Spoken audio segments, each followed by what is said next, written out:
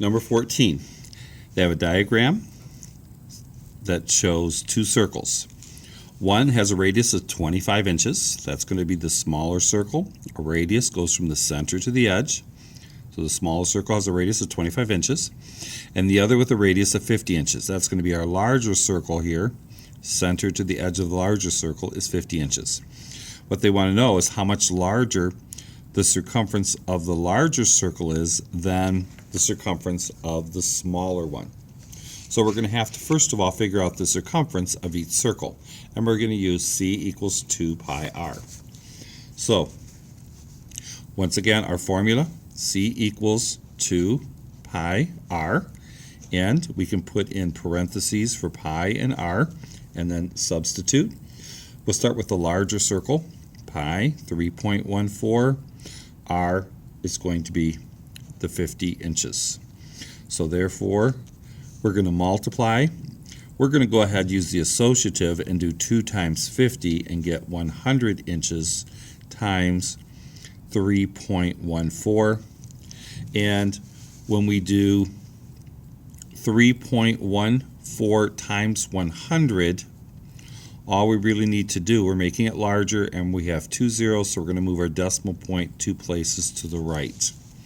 So the circumference of the larger one is 314 inches. So that's going to be for our larger circle. Now for our smaller circle, we use the same formula, c equals 2 pi r, and we're going to fill in the variables. So pi, we're using 3.14, and for radius for the smaller circle is 25 inches. So now we're going to go through, and once again, we can do these in any order. 2 times 25 we can do in our head. That's going to be 50 inches times 3.14, and we're going to go ahead and multiply. So different ways you can multiply this. So you can actually set it up as a regular problem, multiply by 50, or you could multiply it by 10 and then move the decimal by 5. So, and then move the decimal point because that is in the tens place.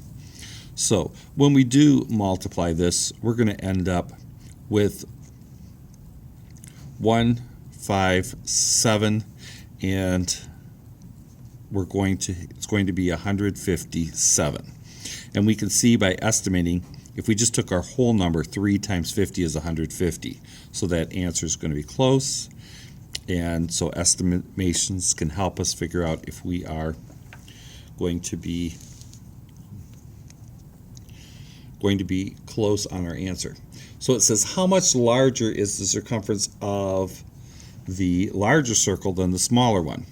So the larger one that we have, the circumference equals 314 inches. Kane Johnson, report to the high school office. Kane Johnson, report to the high school office.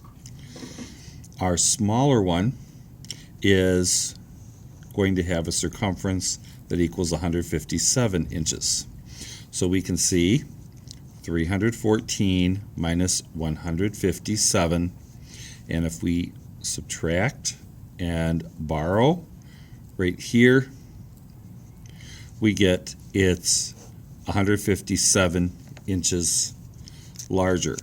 And that, of course, means that this is half. So this larger one has twice the circumference that the smaller one has. So it's 2 times the size, 157 inches larger.